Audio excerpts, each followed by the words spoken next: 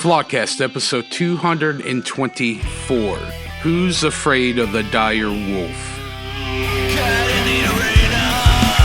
Genetic power's the most awesome force the planet's ever seen, but you wield it like a kid who's found his dad's gun.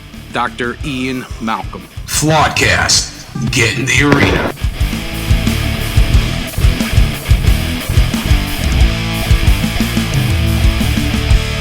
All right, good morning, good afternoon, good evening. All of our esteemed Flawedcast listeners want to welcome and thank everybody back to a brand new, thought-provoking, potentially triggering episode of Flawedcast.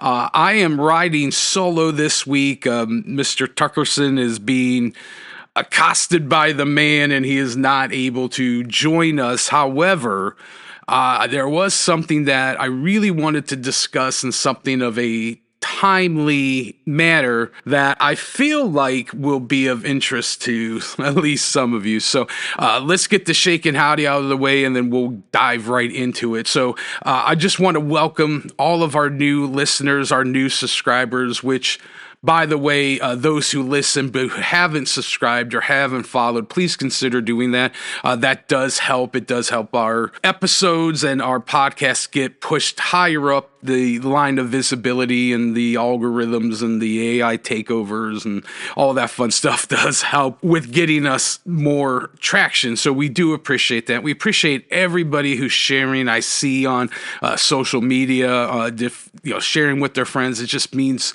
so much, and it definitely helps. So just ask to please continue to share. You can find us anywhere podcasts stars. Just search Flawedcast, CLE, Apple, Spotify, Breaker, Anchor.fm. You can find us on the video platform Rumble.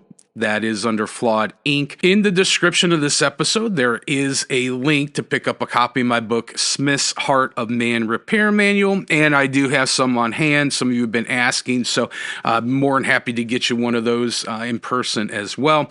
Our email is flawedinccle@gmail.com. And have any questions, comments, or concerns, send them there and they will be dealt with appropriately. So without any further ado, the episode 223, which was last week's episode, was so well received by so many of you. This week is going to follow that same trajectory. And I just think it's so important that we arm ourselves with knowledge. The knowledge of the holy, the knowledge of the spiritual or supernatural world that we are always walking and navigating through. Knowledge of the natural world that helps lead us through the supernatural world. And there's so many things happening right now that on the surface might just seem mundane, or even as they are being touted or promoted as a breakthrough, and I'm going to get into that in a moment. But what I really want to talk about is this Michael Crichton-esque, Jurassic Park-esque reintroduction of the dire wolves. And I'm going to get into a little bit, but before we do anything, the reason why, because some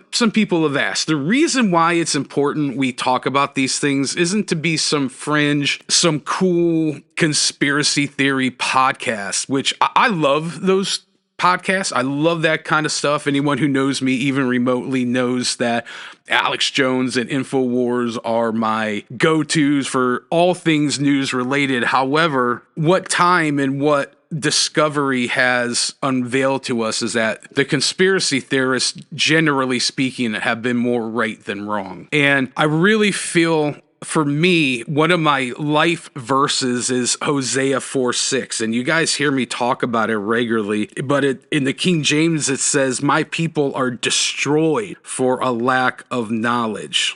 And that's what we're going to get into today. And I want to present an angle that maybe we haven't considered, maybe we haven't looked at. And the idea of genetic modification has been going on as long as time has been recorded. So I just want to get into a couple Bible verses up front.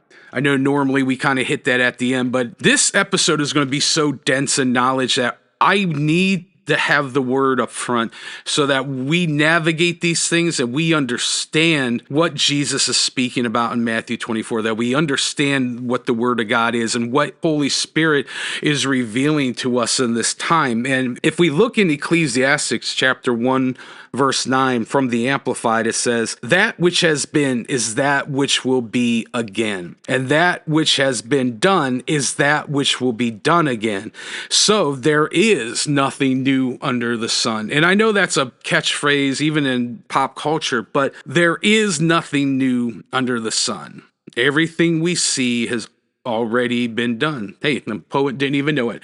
But how most people believe Solomon was the writer of Ecclesiastes, and when he says that which has been is what will be again. We are seeing this now with the dire wolves.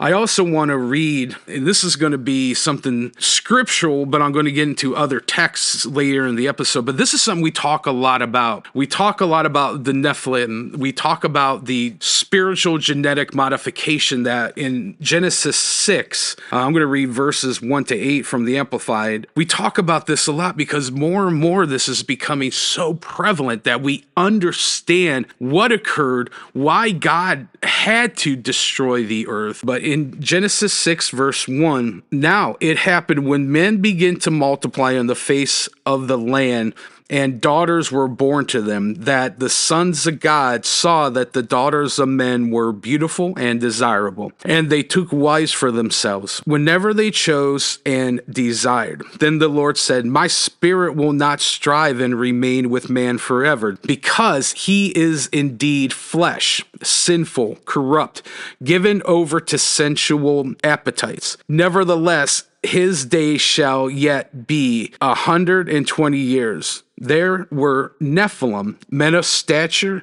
notorious men, upon the earth in those days, and also afterwards. Then the sons of God lived with the daughters of men, and they gave birth to their children. These were the mighty men who were of old, men of renown, great reputation, fame. The Lord saw the wickedness, the depravity of man was great on the earth, and that every imagination or intent of the thoughts of his heart were only evil continually. The Lord regretted that he made mankind on the earth, and he was deeply grieved in his heart. So the Lord said, I will destroy, annihilate mankind who I have created from the surface of the earth. Not only man, but the animals and the crawling things and the birds of the air, because it deeply grieves me to see mankind sin. So I regret that I have made them. But Noah found favor and grace in the eyes of the Lord. And that's where we see that Noah and his wife and sons and daughters-in-law were spared. We need to look at what it says here in Genesis 6, that God was grieved, that God regretted making men, and it happened after these fallen entities did these horrific evil things with the daughters of men. So these supernatural spiritual entities, and this is Bible, this isn't my opinion, they took women, did unspeakable things, and they mated. They had offspring, if you will. And what we see from that are these spiritually genetic modified entities. We need to look at the words of Christ here in Matthew 24. I'm going to read verses 37 to 39 from the Amplified. It says, For the coming of the Son of Man, the Messiah, will be just like the days of Noah. For as in those days before the flood, they were eating and drinking and marrying and giving in marriage until the very day that Noah entered the ark. And they did not know or understand until the flood came and swept it all away. So will the coming of the Son of Man be. Unexpected judgment. So there's a very important thing that, well, everything that Jesus says is important, but there's a very important thing that he specifically says there, that at the return of the Son of Man, so when he comes back, the days on the earth are going to be just like the days of Noah, that the days that Noah occupied, which you read about in Genesis chapter 6. We saw these detestable things happening. We saw humans coalescing. And I can understand how if you have a daughter that's beautiful and you have this supernatural entity, especially then, like, are you going to throw a rock at it? Are you...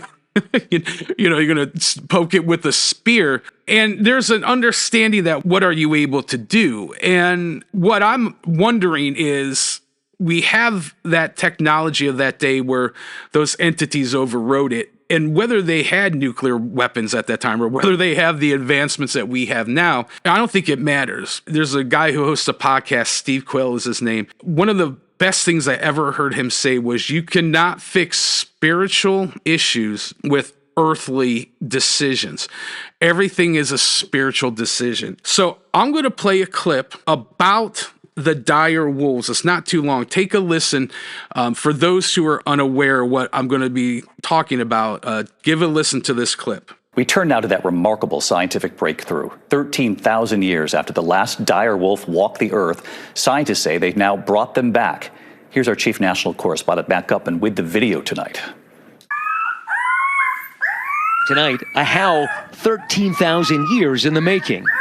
In a first for science, biotech company Colossal Biosciences says it brought the extinct direwolf back to life, a species that hasn't walked the earth since the Stone Age. The direwolf is the first de-extinct species. Well known from HBO's hit show Game of Thrones, ABC News given exclusive access into Colossal's lab in Dallas, where scientists are using genes from gray wolves to create dire wolves. We've taken a gray wolf genome, a gray wolf cell, which is already genetically 99.5% identical to dire wolves, and we've edited those cells at multiple places in its DNA sequence to contain the dire wolf version of the DNA. That animal looks like a dire wolf, it will behave like a dire wolf, and it is a dire wolf. Now, 7 months old, dire wolves Romulus and Remus eating well and getting bigger every day. And David, the company tells us they're not stopping there. They plan to have woolly mammoths roaming the earth again by 2028. But critics argue that this de-extinction could harm fragile ecosystems. David? Yeah, the images are really something, Matt. Thank you. So that was a real brief news report of what happened and what's going on with these dire wolves. Now, these things are adorable. I'm not even going to lie. These things have not been around for multiple millennia.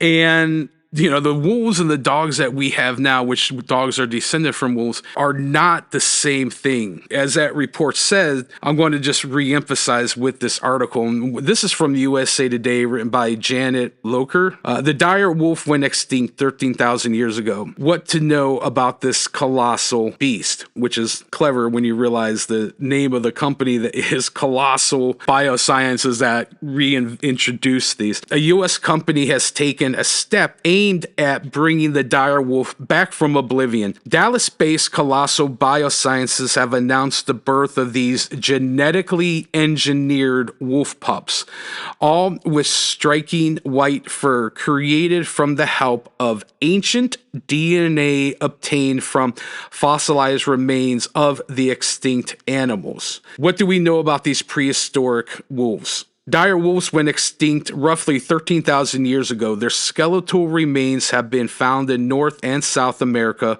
according to the National Park Service. But many people were introduced to the dire wolf by George R.R. Martin's A Song of Ice and Fire fantasy book series, which are the basis of HBO's TV series Game of Thrones. How were these genetically engineered? And I want to get a little deeper into this because the guy who is a part of this Colossal Biosciences was on Joe Rogan recently and explained it.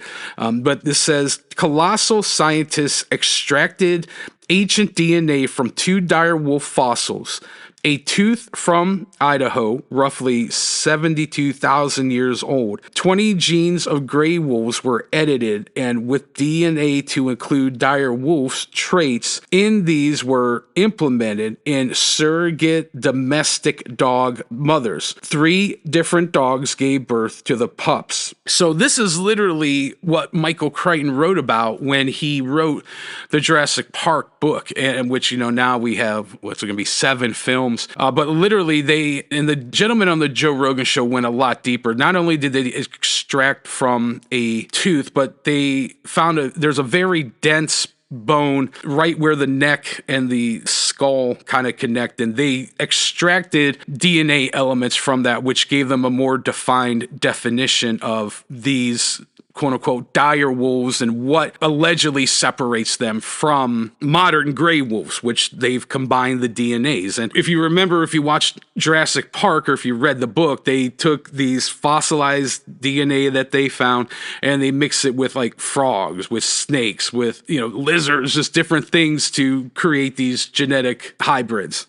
The thing that alarms me, and I want to really dig into this, and this is kind of where the tie between the Nephilim and these abominations that were created out of the fall of man or the fall of these spiritual entities in Genesis chapter 6. This is kind of where I'm going and kind of what concerns me. So it says, how big were dire wolves? They were 25% larger than modern-day gray wolves. Dire wolves had thicker, more muscular legs, more powerful shoulders, and a wider head and snout with large jaws and teeth. It stood about 3.5 feet tall, could be longer than 6 feet, and weigh up to 150 pounds. That's a big dog. And this is average. Dire wolf skulls were significantly larger than gray wolves, which are what the wolves they combined the DNA from to create these things. The dire wolf was very similar to the present-day gray wolf, but was much heavier with a larger, more robust skull. There is evidence that the skulls were significantly enhanced for the attachment of the strong muscular jaws. So much like in Jurassic Park, they have created these entities which they don't understand that has been separated from the land of the living for over 13,000 years. These things are much bigger than average wolves, than your average dog. I think seeing the video and listening to the guy on Joe Rogan, these things are 5 months old, weighing over 80 pounds. That's enormous. The average growth cycle of a wolf or dog, they do their massive growing in their first 18 months. I mean, at 5 months, they weigh 80 pounds. There's no doubt in my mind these things are going to at least double. And that should be concerning because we don't know. They've reintroduced something that, first off, wasn't original. They've reintroduced the idea of these things that were chosen. They did not survive, and they did not make it through time for whatever reason. They were chosen to be weeded out, and that should be concerning. But what's even more concerning is the known history of genetic modifications. Keep all that dire wolf stuff in mind. I'm just going to go over a couple things real quick that I want to highlight, that I want to talk about. So I remember this, Dolly the sheep. Some of our younger listeners may not remember this, but this information is from the Encyclopedia Britannica. It says, Dolly, female Finn Dorset sheep that lived from 1996 to 2003, was the first clone of an adult mammal produced by British developmental biologist Ian Wilmot and colleagues of the Rosalind Institute near Edmonton, Scotland. The announcement in February 1997. The announcement in February 1997 of Dolly's birth named a milestone in science, dispelling decades of presumption that adult mammals could not be cloned and igniting the debate concerning the many possible uses and misuses of mammalian cloning techniques. So what I'm going to say about that is humans are mammals. If this is what is being released, and this, we're talking 28 years ago, almost 3 decades ago. If this was the quote-unquote milestone that they were talking about then, we understand that we've advanced and evolved in sciences, or at least what they've released and told us. We have to understand that if they can clone one kind of mammal, it's not too far-fetched to think that other types of mammals can be cloned as well. Here's another story. This is from Newsweek, and I'm trying to use what people would think are reputable news sources so they can't be disputed. This is from an article from April 19th of 2018. It said, whatever happened to the mouse with the ear on its back? Now, some people might remember that years ago there were pictures circulating of mice or a mouse that had a human ear growing on its back. Listen to this from Newsweek. You may have seen in a textbook or a TV a mouse with a human ear on its back. You might have thought that the mouse was genetically engineered or deformed or the result of mad scientists playing God. 20 years ago, Harvard surgeons Joseph and his brother Charles Vicente, along with MIT engineer Bob Langer, experimented with techniques to create human body parts in a lab. They implemented the shape of a human ear in the back of a mouse as part of the research to better understand how they could help grow body parts for humans. They published their results in 1997 after BBC aired a documentary on the tissue engineering the world saw the bizarre animal, the Vicente mouse. So one of my issues with mainstream sources is all the Orwellian double talk, where it says here that you might have thought the mouse was genetically engineered or deformed or the result of mad scientists playing God. But then it goes on to say that these guys experimented with techniques to create human body parts in a lab. I'm sorry, but that's genetic modification. That's genetic engineering. Call it what you like, but that's the definition. That's what it is. So we have this idea, the mouse with the ear.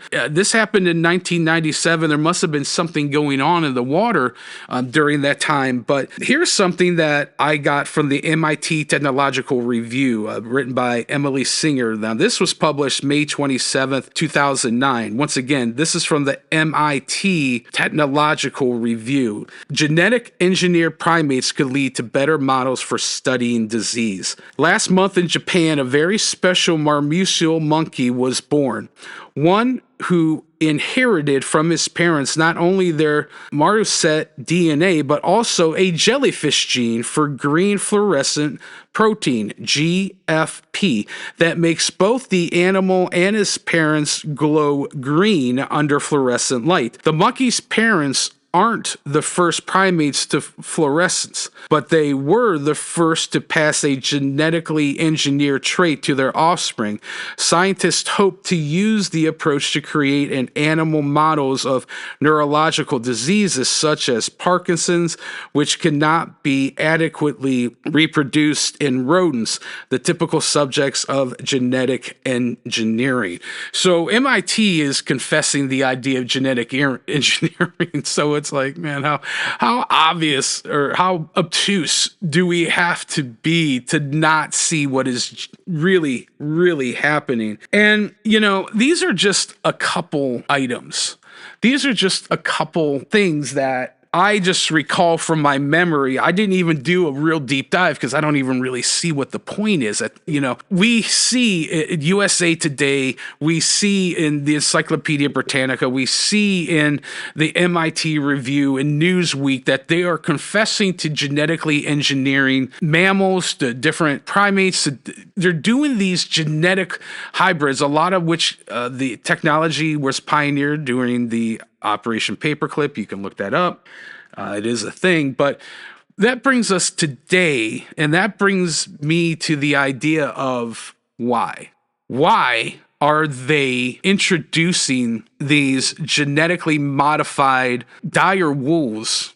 Why? And really, it's a gray wolf with genetically modified genes. And we don't know at this point what potential damage, what potential benefits could happen. Right now, I'm just looking at, going back to the Jurassic Park analogy where Jeff Goldblum, Dr. Ian Malcolm, the character, he said, your scientists were so preoccupied if they could. They never stopped to think if they should. And these aren't like the dodo birds that were killed off because they had no natural predator and, humans saw them, they were hungry, they just literally clawed them over the head and started eating them till they went out of existence. Or like the buffalo, with the expansion of the West in the 1800s after the Civil War, the buffalo roamed the plains, and Native Americans used to consume every part of it. It was their primary life-sustaining substance, and people came and killed them, literally just for their fur. They would let the meat rot. When the train became a thing, they wiped them out pretty much to have transportation, so they wouldn't be hitting into the trains wouldn't be hitting the buffalo, so on and so forth. So these dire wolf, it wasn't something that was killed off because of man. It was killed off because its time had come. And why is this so important? Well, you can look at things like the government's involvement, during the Iraq War, and want to know about the tomb of Gilgamesh, who most believe was a Nephilim, who was a king of Uruk during the Babylonian age, and believe that this guy had the secret of immortality, which is kind of a funny thing that he had a tomb, but people believe that he was immortal. But, we see high-ranking people like Hillary Rodham Clinton, who through leaked emails was interested in the tomb of Gilgamesh. We see, like we discussed last week, the governments of the world being interested in the supernatural ability to access the spiritual realm. And for me, when I think about all this stuff, I come back to the Book of Enoch. And, the history of the Book of Enoch is really highly debated. I've read it. I think if you are sound in your spiritual doctrine, there's nothing wrong with reading it. I know Paul and Jude in the New Testament quoted it, and whether it was just like the nomenclature of the day or whether there's some significant spiritual benefit from it, you're going to have to determine that yourself. But the interesting thing is that this was removed. It's still in certain copies of the Ethiopian, the Coptic Bible, but up until the late 1880s, it was included in most Bibles. And the idea of reading Genesis 6 and those first 8 verses does not a lot of what happened. Why did God become so angry? Like, we don't really have the details. And I feel like in the Book of Enoch, chapter 6 to 11, there's a greater explanation. And I want to just briefly touch on it. I'm just going to hit a couple key verses from the Book of Enoch, and I'm going to bring it back around. So we read here in Enoch chapter 6 and verse 1, it says, "And it came to pass when the children of men had multiplied, that in those days were born unto them beautiful and comely daughters. The angels and the children of the heaven saw and lusted after them, and said to one another, Come, let us choose our wives from among the children of men, and beget us children." Now, it goes on to say in the rest of chapter 6 here, one of the chief heavenly entities, whatever you want to call it, once again, it's highly debated. I personally believe that they were part of the fallen that were cast out of heaven, but the chief was Simgaza, who I hope I pronounced that right. But basically, he made a pact with these guys like, listen, God's going to be really ticked if we do this. So if we do this, we need to form a pact that we're going to stand together and we're going to take whatever punishment together. And basically, that's what happened. So let's look at Enoch chapter 7. So it talks about all the entities that were together in this pact. And then it goes on to say, "And all the others together with them took unto themselves wives, and each chose for himself one. And they began to go into them and to defile themselves with them. And they taught them charms and enchantments and the cutting of roots, and made them acquainted with plants. And they became pregnant, and they bore great giants who consumed all the acquisitions of men. And when men could no longer sustain them, the giants turned against them and devoured mankind. And they began to sin against birds and beasts and reptiles and fish, and to devour another's flesh and drink the blood. Then the earth laid accusation against the lawless ones."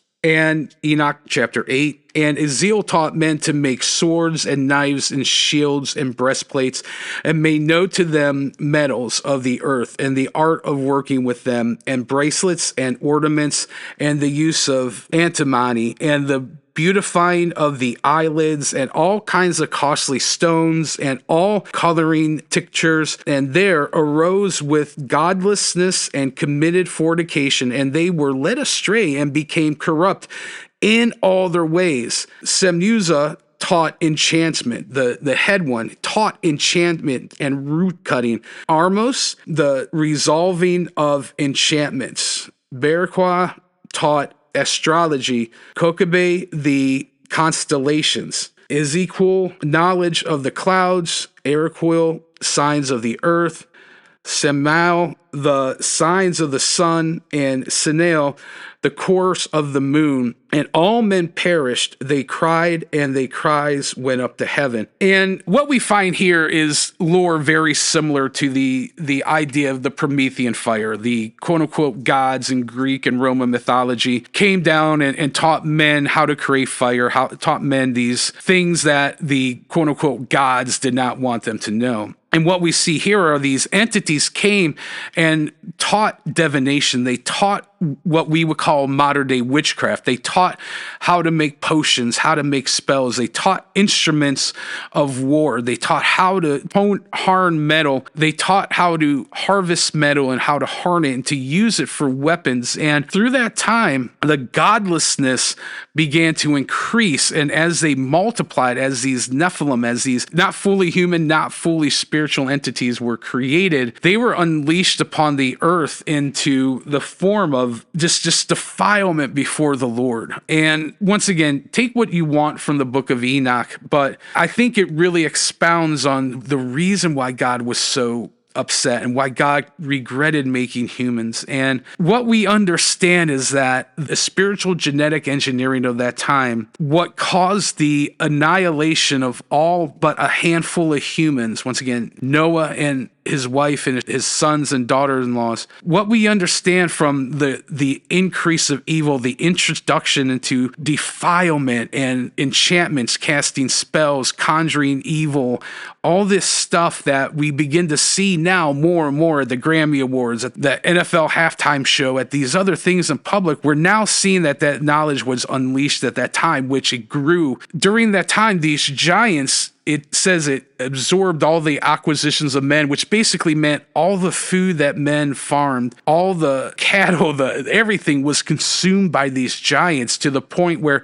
they started consuming men, and then they started consuming one another, and then they started defile and detestable things with other animals. And I'm curious because as I read that, I often think about, like, you look at Egyptian hieroglyphics and you got these like bodies of a man with a head of a bird, or you even have these things like minotaurs, which is like a bull shaped as a man, or the centaurs, which is like half a horse and half a man. I'm just curious. This is just me thinking out of left field. Is like, I just wonder if it's possible, like these things had to be conjured up or thought up someplace at some time. So bringing this back to what Jesus tells us to be on the lookout for in Matthew 24, that's where I'm trying to answer the question of why. Why now? Why do we hear about these things? In my opinion, I don't see the reason that they've been created. I don't even say reintroduced, because technically it's these things existed, which we believe they did. They, through natural selection, were taken out.